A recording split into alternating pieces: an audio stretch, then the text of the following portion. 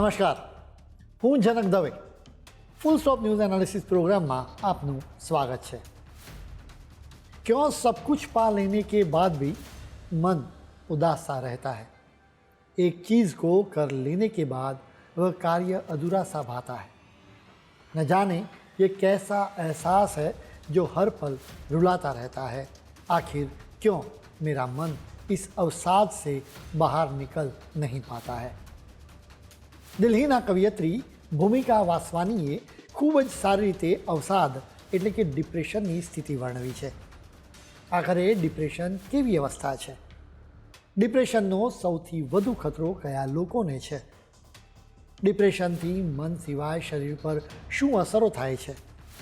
કોઈ જીવતી વ્યક્તિ પોતાને મૃત કેવી રીતે માની શકે? અમે આ તમામ જાણકારી તમને આપીશું।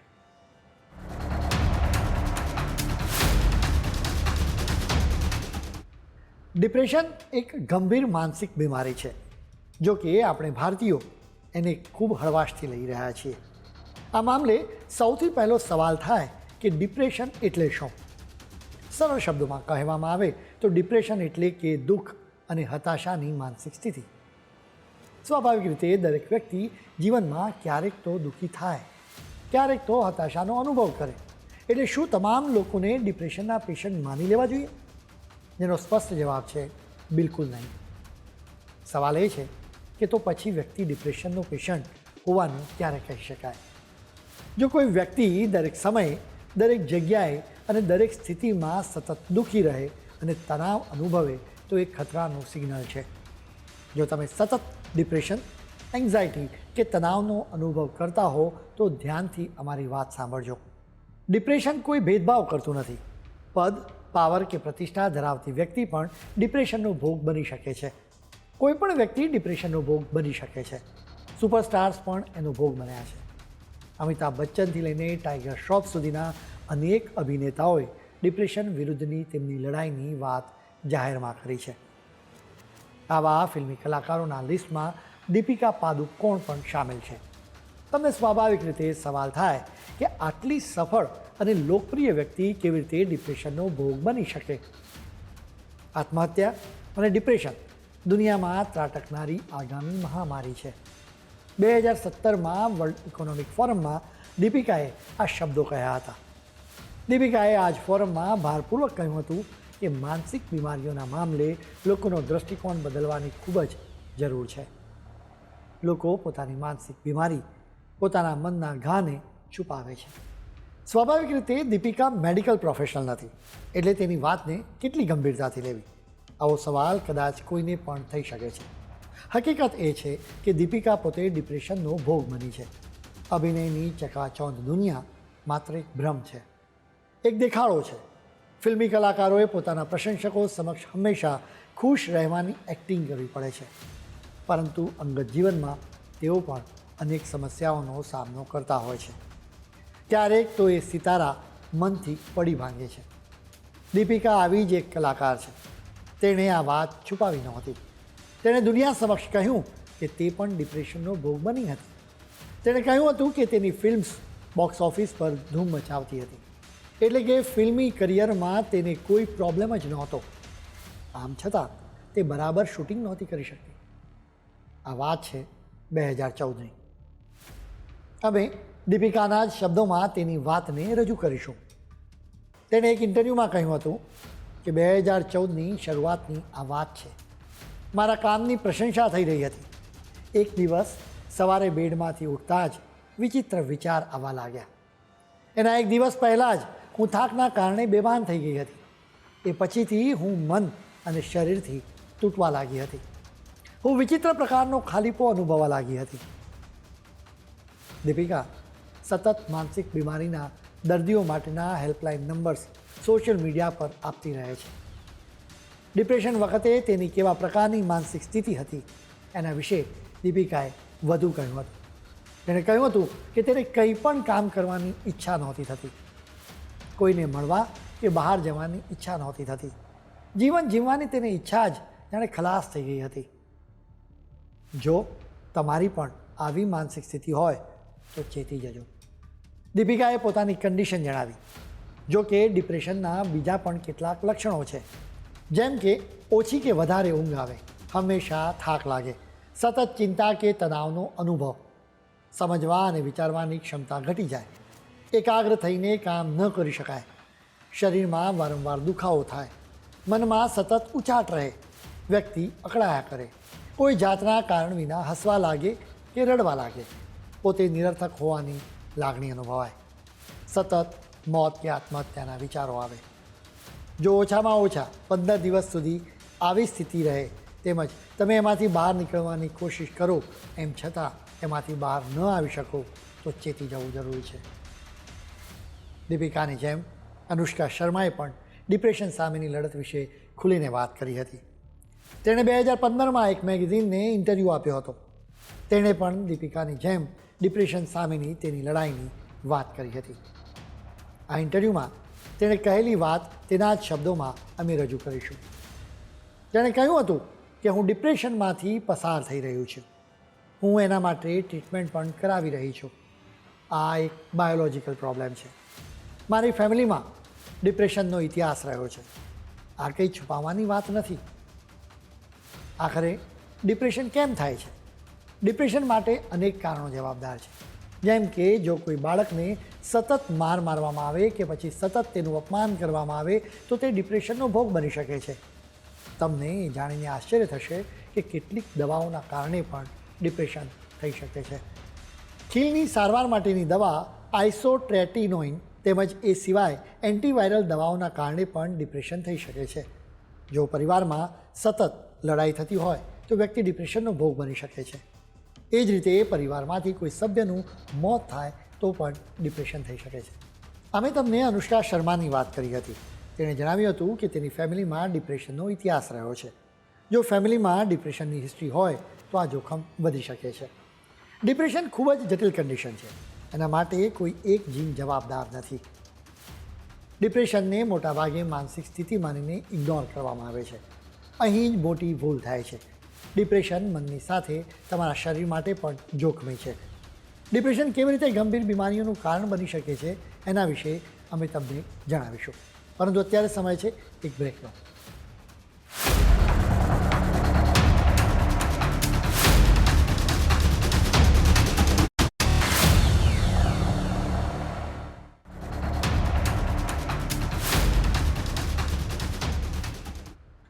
બ્રેક બાદ આપનું સ્વાગત છે. હેલ્ધી રહેવા માટે બીમારીઓથી દૂર રહેવું જરૂરી છે. કોલેસ્ટ્રોલ, ડાયાબિટીસ, કિડનીની બીમારી અને કેન્સરથી બચવા માટે લોકો જાત જાતના પ્રયાસ કરે છે. જો કે એક બીમારી એવી છે કે જેને લોકો બીમારી જ ગણતા નથી. આ બીમારી છે ડિપ્રેશન. ડિપ્રેસ્ડ થવા જેવી બાબત એ છે કે લોકો ડિપ્રેશનને ગંભીરતાથી જ ગણતા નથી. ડિપ્રેશનને માનસિક બીમારી ગણીને એને ઇગ્નોર કરવામાં આવે છે. જો કે એની સીધી અસર શરીર પર થાય છે. ડિપ્રેશનમાંથી બહાર નીકળવા માટે ગંભીરતાથી કોશિશ થતી નથી, જેના લીધે ડિપ્રેશન આખરે શરીરના અંગોને નબળા બનાવી દે છે. ડિપ્રેશનના કારણે કોર્ટિસોલ જેવા સ્ટ્રેસ હોર્મોન્સનું પ્રમાણ વધી જાય છે. એટલે જ દિલને ખતરો વધી જાય છે, હૃદયના ધબકારા વધી જાય છે, બ્લડ પ્રેશર પણ અનિયમિત થઈ જાય છે, લોહીની નસો ટાઈટ થઈ જાય છે, જેના લીધે હાર્ટ એટેકનું જોખમ અનેક ગણું વધી જાય છે. જાપાનમાં દર્દીઓના ડેટાનું એનાલિસિસ કરતી કંપની JMDCના સ્ટડીમાં બહાર આવ્યું છે કે પુરુષોની સરખામણીમાં મહિલાઓને ડિપ્રેશનના કારણે હૃદયની બીમારીઓનું જોખમ વધારે હોય છે. ડિપ્રેશનના કારણે સ્ટ્રેસ હોર્મોન્સ વધી જાય છે, જેનાથી દિલને થતા નુકસાનની અમે વાત કરી. જો કે સિવાય એના લીધે રોગપ્રતિકારક શક્તિ નબળી પડે છે, જેના લીધે આપણા શરીર પર અનેક વાયરસ અને બેક્ટેરિયાના હુમલાનો ખતરો વધી જાય છે. એટલે જ ડિપ્રેસ્ડ વ્યક્તિ વારંવાર ઇન્ફેક્શનનો ભોગ બને. વળી સ્ટ્રેસ હોર્મોન્સ વધી જતાં બળતરા વધી જાય છે. ડિપ્રેશનમાં વ્યક્તિ દારૂ અને અન્ય નશીલા પદાર્થોનું સેવન કરવા લાગે છે, જેના કારણે સ્વાભાવિક રીતે આલ્કોહોલિક ફેટી લીવર ડિસીઝ થાય છે, જેના લીધે લીવરને ખૂબ જ નુકસાન થાય છે. એટલા માટે જ ડિપ્રેશનના કારણે લીવરની બીમારીઓનું જોખમ રહે છે. લાંબા સમય સુધી વ્યક્તિ ડિપ્રેશનની સ્ટેજમાં રહે તો તેના દિમાગ પર પણ ખરાબ અસરો થાય છે. દિમાગના જુદા જુદા ભાગની જુદી જુદી એક્ટિવિટીઝ હોય છે. જેમ કે કોઈ ભાગ મૂડને નિયંત્રિત કરે છે, તો કોઈ ભાગનો સંબંધ યાદશક્તિની સાથે છે, કોઈ ભાગ નિર્ણય લેવાની પ્રક્રિયામાં સંકળાયેલો હોય છે, આ તમામ ભાગને એની અસર થાય છે.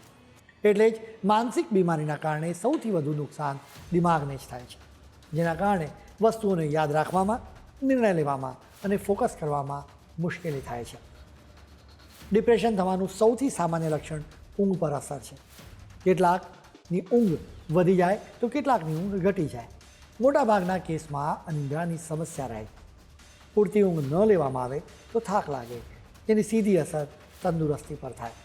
ડિપ્રેશનના કારણે ભૂખ ન લાગે, ભોજન કરવાની આદત પણ બદલાઈ જાય. કેટલાક લોકોના કેસમાં ઉદાસીનતા જ ભૂખ મારી નાખે છે, જેના કારણે તેમનું વજન ખૂબ જ ઘટવા લાગે. બીજી તરફ કેટલાક લોકો ડિપ્રેશનની સ્થિતિમાં સ્ટ્રેસ ઘટાડવા માટે ખૂબ ખાવા લાગે, જેના કારણે તેમનું વજન ખૂબ વધી જાય. એટલે જ તમારા વજનમાં ખૂબ ફેરફાર થાય તો તમારે ચેતી જવું જોઈએ. વળી સ્ટ્રેસ હોર્મોન્સ વધી જાય તો એની સીધી અસર પાચન પર પણ થાય છે. પાચન ન થાય તો પેટ અનેક બીમારીઓનું ઘર બની જાય છે.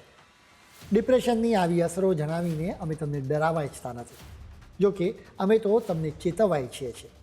અમે તમને વધુ એક સાઇડ ઇફેક્ટ્સની વાત કરીશું. ડિપ્રેશનના કારણે તમારા શરીરનું તાપમાન પણ વધી શકે છે. અમેરિકામાં કરવામાં આવેલા એક સંશોધનમાં આ વાત બહાર આવી છે. સાયન્ટિફિક રિપોર્ટ્સ નામના જર્નલમાં આ સંશોધનની વિગતો આપવામાં આવી છે. આ સંશોધકોએ જુદા જુદા દેશના 20,000થી વધુ દર્દીઓ પર રિસર્ચ કર્યું હતું. આ તમામ લોકોને એક ડિવાઇસ આપવામાં આવ્યું. આ ડિવાઇસથી આ દર્દીઓનું તાપમાન નોંધાતું હતું. એ સિવાય આ દર્દીઓએ રોજે રોજ ડિપ્રેશનમાં તેમના લક્ષણો વિશે જણાવવાનું હતું. આ બંનેને મેચ કરવામાં આવ્યા. આ રિસર્ચની શરૂઆત 2020માં થઈ હતી. 7 મહિના સુધી આ રિસર્ચ કરવામાં આવ્યું હતું, જેમાં 106 દેશોના દર્દીઓ સામેલ હતા. એના રિઝલ્ટ્સમાં જોવા મળ્યું હતું કે વ્યક્તિમાં ડિપ્રેશનનું પ્રમાણ વધતું હતું, એમ તેના શરીરનું તાપમાન પણ વધતું હતું. એટલે જ ડિપ્રેશન અનેક રીતે શરીરને નુકસાન પહોંચાડી શકે છે. ડિપ્રેશનથી શરીર પર આટલી ગંભીર અસરો થતી હોવાના કારણે જ આ માનસિક બીમારીને હળવાશથી ન લેવી જોઈએ, કેમ કે ડિપ્રેશન આખું શરીર નબળું પાડી દે છે. ક્યારેક તો શરીર જ સિગ્નલ આપે છે કે તમે ડિપ્રેશનનો ભોગ બન્યા છો. જેમ કે ક્યારેક તમને પેટમાં કે માથામાં દુખાવો થાય, તમે મેડિકલ તપાસ કરાવો તો ઓલ ઇઝ વેલ રિઝલ્ટ આવે. જો કે આ દુખાવા દ્વારા તમારું શરીર સિગ્નલ આપે છે કે તમે ડિપ્રેશનનો ભોગ બન્યા છો. આવી સ્થિતિમાં મનોચિકિત્સકની મદદ મેળવવી જરૂરી છે. મનોચિકિત્સક સાયકો ડાયગ્નોસ્ટિક ટેસ્ટ દ્વારા તપાસ કરે છે, જેના આધારે જ વ્યક્તિ ડિપ્રેશનનો ભોગ બની હોવાની ખાતરી થાય છે. તમારી માનસિક સ્થિતિ તમારું શરીર ખલાસ કરી દે એ પહેલાં ડિપ્રેશનમાંથી બહાર આવવું જરૂરી છે. અમે તમને ડિપ્રેશનની એક ગંભીર સ્થિતિ વિશે જણાવીશું, પરંતુ અત્યારે સમય છે વધુ એક બ્રેકનો.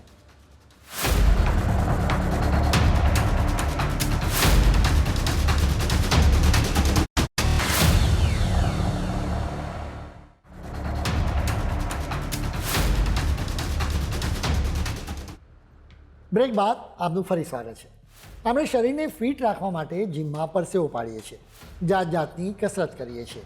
જોકે આપણે મનને તો સદંતર ઇગ્નોર જ કરીએ છીએ. એનું સ્પષ્ટ કારણ છે કે શરીર પરના ઘા તો આપણને દેખાય છે, પરંતુ મન પરના ઘા આપણને દેખાતા નથી. આપણા ઘાના ઇલાજ માટે આપણે કોઈ પ્રયાસ કરતા નથી. એટલા માટે જ અત્યારે ડિપ્રેશન ખૂબ જ કોમન સમસ્યા છે. સૌથી ચિંતાજનક વાત એ છે કે અત્યારે બાળકો પણ ડિપ્રેશનનો ભોગ બની રહ્યા છે. 20 વર્ષ પહેલાં આટલી ગંભીર સ્થિતિ નહોતી, જેનું સ્પષ્ટ કારણ એ છે કે બાળકો ભણતરને લઈને ખૂબ જ તણાવ અનુભવે છે, જે તેમના મનમાં ખૂબ જ ગુસ્સો અને અકળામણનો જન્મ આપે છે. બાળક મમ્મી પપ્પાને તેમની વાત કહેવા જાય છે, પણ તેના મમ્મી પપ્પા તો ફોનમાં જ બિઝી હોય છે. અત્યારના સમયે ન્યુક્લિયર પરિવારનું પ્રમાણ વધ્યું છે. ન્યુક્લિયર પરિવારો એટલે કે પતિ, પત્ની અને એકાદ બે સંતાનો. સંયુક્ત પરિવારમાં દાદા દાદી બાળકોના મનનો ખ્યાલ રાખતા હતા. તેઓ બાળકનું મન ઉદાસ થાય તો એ સમજી જતા કે જેને લીધે બાળક થોડાક સમય માટે ડિપ્રેશનના સ્ટેજમાં હોય તો પણ દાદા દાદી તેને સરળતાથી એમાંથી બહાર લાવતા હતા. જો કે આજે ન્યુક્લિયર પરિવાર અને એમાં પણ પતિ પત્ની બંને નોકરી કે વ્યવસાય કરતા હોય તો તેઓ બાળક માટે સમય જ આપી શકતા નથી. આવી સ્થિતિમાં બાળકના મનમાં રહેલો તણાવ, ડર, ગુસ્સો કે અકળામણ જ્વાળામુખીનું સ્વરૂપ ધારણ કરી લે છે, જેમાં બે સ્થિતિ રહે છે. બાળક ખૂબ ગુસ્સો કરવા લાગે કે પછી ઉદાસ થઈ જાય. ધીરે ધીરે ડિપ્રેશન તેના શરીર અને મનને નબળું પાડી દે છે. આપણે આવા ભાવિ નાગરિકો તૈયાર કરીશું તો દેશ કેવી રીતે સ્વસ્થ રહેશે. એટલા માટે જ ડિપ્રેશનને ગંભીરતાથી લેવું જોઈએ. ખાસ કરીને બાળકોની કાળજી લેવી જોઈએ. લક્ષણો દેખાય તો કોઈ મનોચિકિત્સકની મદદ મેળવવી જોઈએ. જો કે ડિપ્રેશનનો સૌથી સરળ ઉપાય તો પરિવારજનોની હૂંફ જ છે. આ હૂંફ અને પ્રેમની તાકાતથી વ્યક્તિ ડિપ્રેશનમાંથી બહાર આવી શકે છે. હવે અમે તમને ડિપ્રેશનની એક ગંભીર સ્થિતિ વિશે જણાવીશું. આપત્તિ કોઈ પણ સ્વરૂપમાં આવી શકે છે અને ક્યારેક એનું મૂળ આશ્ચર્ય સર્જી શકે છે. આખી વાતને સમજવા માટે અમે એક કિસ્સો કહીશું. વાત એક પરિવારની છે. તેમના મોભી અને પ્રેમાળ દાદાએ પોતાનું અસ્તિત્વ જ માનવાનું બંધ કરી દીધું. એટલે કે તેમણે એવું માની લીધું કે તેઓ મૃત્યુ પામ્યા છે. થોડા સમય પહેલાં જ તો તેમણે હૃદયની ગંભીર બીમારીનો બહાદુરીથી સામનો કર્યો હતો. અલબત્ત તેમણે એના માટે મહિનાઓ સુધી હોસ્પિટલમાં રહેવું પડ્યું હતું અને હજી 1 મહિનો પહેલાં જ તેઓ ઘરે આવ્યા હતા. આ પરિવારના સભ્યોએ ફીલ કર્યું કે હોસ્પિટલમાંથી ઘરે આવ્યા બાદ નરેશભાઈ નામના વડીલનું વર્તન સાવ બદલાઈ ગયું છે. હંમેશા ખુશમિજાજી રહેતા નરેશભાઈને ન્યૂઝ ચેનલ્સ જોવાની આદત હતી. દેશ વિદેશમાં શું ચાલી રહ્યું છે એની ખબર લેવાનું તેમને ગમતું હતું. હવે તેમણે કોઈના પણ ખબર લેવાનું બંધ કર્યું છે. હવે તેમના વર્તાવમાં 180 ડિગ્રીનો ચેન્જ આવ્યો. સ્વાભાવિક રીતે બધાએ એ નોટિસ પણ કર્યું. હર હંમેશ બધાની સાથે ખૂબ વાતો કરતા નરેશભાઈ હવે ચૂપચાપ રહેવા લાગ્યા. તેમને ખાવાનો ચસ્કો, ક્યારેક તો જાતે પણ રસોઈમાં એક્સપેરિમેન્ટ્સ કરીને વાનગીઓ બનાવે. જોકે હવે તેમની ભૂખ ઓછી થઈ ગઈ. રાત્રે 9 વાગ્યે સૂઈ જતા નરેશભાઈ હવે ઊંઘ ન આવતા રાત્રે ઘરમાં આંટા મારતા રહે છે. આ પહેલાં સોસાયટીમાં બધાની સાથે વાતો કરતા નરેશભાઈએ હવે કોઈને પણ મળવાનું સદંતર બંધ કરી દીધું છે. શરૂઆતમાં તેમના ફેમિલી મેમ્બર્સને લાગ્યું કે તેમને અશક્તિ લાગતી હશે, એટલા માટે જ તેમનું વર્તન બદલાયું છે. જો કે દિવસે ને દિવસે નવા લક્ષણો જોવા મળ્યા. ક્યારેક ચિલ્લાઈને તેઓ એમ કહેવા લાગે કે મારો હાથ હવે મારો રહ્યો નથી. ક્યારેક ચાલતા ચાલતા પણ બોલવા લાગે કે મારા પગ કપાઈ ગયા છે. એમ પણ કહેવા લાગ્યા કે તેમના પર ઘરની દિવાલ પડી છે. જો કે તેમના પરિવારના સભ્યોને લાગ્યું કે તેમનું માનસિક સંતુલન ખરાબ થયું છે. એટલા માટે તેમણે નરેશભાઈને મેડિટેશન કરવાની સલાહ આપી હતી. જો કે કોઈ અસર ન થઈ. હવે નરેશભાઈની સ્થિતિ અત્યંત ખરાબ થઈ. એક દિવસ સવારે ઉઠતાની સાથે જ તેમના મનમાં એક વિચાર ઘર કરી ગયો કે તેઓ મૃત્યુ પામ્યા છે. તેઓ ઘરમાંથી નીકળીને બહાર જતા રહ્યા. બધાને પૂછવા લાગ્યા કે ભગવાન રામ ક્યાં મળશે. એટલે બધાએ મંદિરનો રસ્તો બતાવ્યો. એટલે તેમણે કહ્યું કે મારે તો સાચા રામના દર્શન કરવા છે. સ્વર્ગમાં એ બધું પૃથ્વી જેવું જ છે. એવામાં તેમના પરિવારજનો દોડી આવ્યા અને તેમને ઘરે લઈ ગયા. તેમને જોઈને તેઓ કહેવા લાગ્યા કે શું તમે બધા મરી ગયા છો? આપણે બધા સાથે સ્વર્ગમાં આવી ગયા છીએ. હવે બધાને લાગ્યું કે પરિસ્થિતિ ખૂબ જ ગંભીર છે. નરેશભાઈને મનોચિકિત્સકની પાસે લઈ જવાયા. મનોચિકિત્સક તેમની પૂરેપૂરી વાત સાંભળીને આશ્ચર્યમાં મુકાયા અને કહેવા લાગ્યા કે કોટાર્ડ્સ સિન્ડ્રોમ. હવે આ કોટાર્ડ્સ સિન્ડ્રોમ શું છે એ અમે તમને કહીશું. આ એક રેર ન્યુરોસાઇકિયાટ્રિક કન્ડિશન છે જેમાં પેશન્ટ પોતાનું અસ્તિત્વ નકારે છે. જેની સાઇડ ઇફેક્ટ એ છે કે વ્યક્તિ પોતાનું અસ્તિત્વ જ ન માનતો હોવાના કારણે તે જમતો નથી. પેશન્ટને જુદા જુદા ભ્રમ થાય છે. વાત નરેશભાઈની છે તો લાંબા સમય સુધી હોસ્પિટલમાં રહેવાના કારણે નેગેટિવ વિચારો ઘેરી વળ્યા. તેઓ ડિપ્રેશનમાં સરી પડ્યા, જેના કારણે તેઓ ડરામણા સિન્ડ્રોમનો ભોગ બન્યા. ડિપ્રેશનના કારણે આવી તો અનેક સમસ્યાઓ થઈ શકે છે. એટલા માટે જ આપણી આસપાસ કોઈ વ્યક્તિ ખૂબ ડિપ્રેસ હોય તો તેની ખાસ સંભાળ લેવી જરૂરી છે. સમયસર નિદાન અને યોગ્ય સારવાર મળી જાય તો શક્ય છે કે વ્યક્તિ સિરિયસ ડિસઓર્ડરથી બચી શકે. અમે એટલું જ કહેવા માંગીએ છીએ કે તમે તમારા શરીરની સાથે મનનો પણ ખાસ ખ્યાલ રાખજો. ખેર, આજના બુલેટિનમાં આજે આટલું જ. નવા મુદ્દાઓ સાથે કાલે ફરી મળીશું. ત્યાં સુધી મને રજા આપશો. નમસ્કાર.